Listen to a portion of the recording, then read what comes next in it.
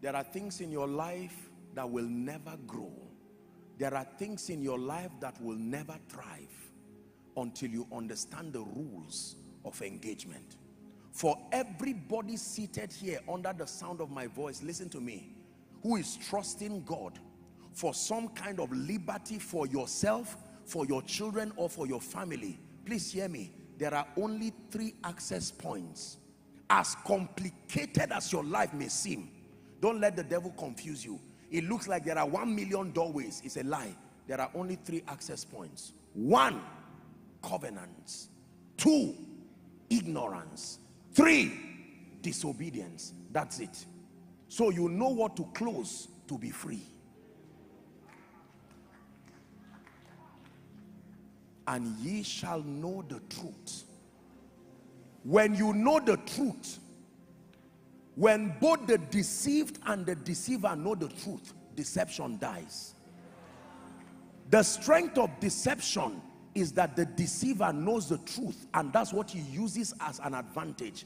When the ignorance of the deceived cooperates with the knowledge of the deceiver, deception happens. The cure is not necessarily driving the deceiver alone, but that the deceived must also come to the point of knowledge. When you come to that point of knowledge, now the deceiver does not have an advantage over you.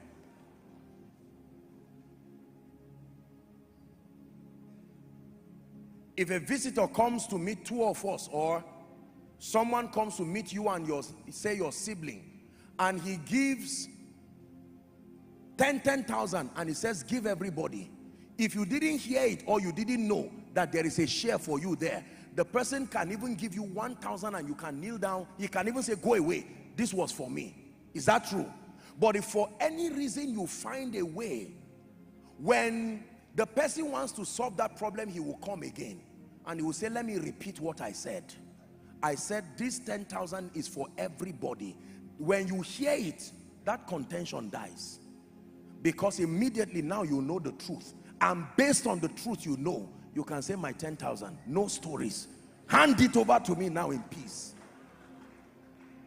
Your boldness is based on the quality of the information and the persuasion that you have. When you rebuke the devil and speak, and then you go back and you are afraid and say, did I talk too much? Oh God, forgive me. It's because you are not sure of something that generates the power and the courage.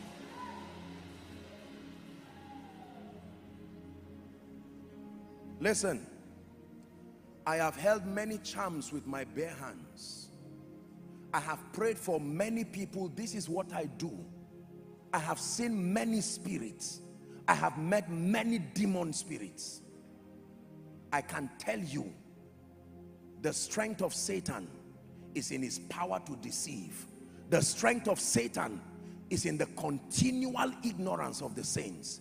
The strength of Satan is in the inaccurate construction of our spiritual understanding. For John 1:5 says, the light shineth in darkness, and the darkness comprehended it not.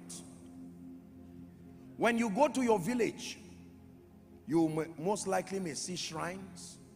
You most likely may see a lot of demonic things around. Just toying it with ignorance will cause you casualties. But when light comes, I don't know how true it is, but I hear it's the story of Archbishop Benson Idahosa, when I think someone dropped a dead chicken or something of that sort, and they saw the chicken. It was supposed to be a ritual for them to die, and they carried the chicken and said, we can't waste this chicken like this, and they boiled it and ate it in peace, and they went and slept and they woke up. Because you see, before Satan attacks, he finds out what God told you, and he finds out whether you know and believe what God told you. The trouble is, if you believe what God told you and you know how to make it happen and remain in your life, now you have defeated him totally. One last scripture and then we'll begin our prayer. Isaiah 49.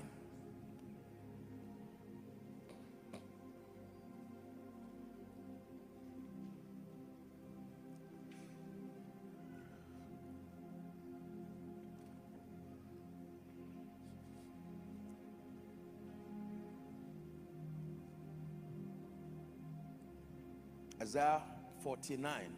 Let's start from verse, that should be 24. Isaiah 49, 24. Shall the prey be taken from the mighty? It's a question. Or the lawful captive? You know who a lawful captive is?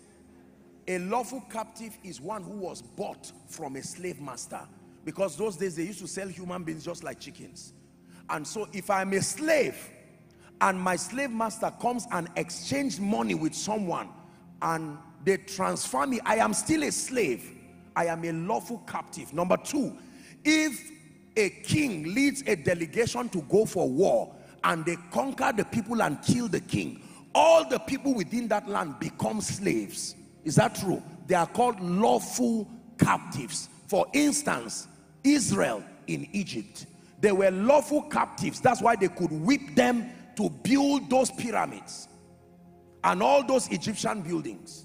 But he's saying, is there a possibility that when the mighty has taken a prey, or the lawful captive, can he be delivered? Let the Lord answer it by himself. But thus saith the Lord, even the captive of the mighty shall be taken away, and the prey of the terrible shall be delivered. For I will contend with him that contended with thee, and I will save your children.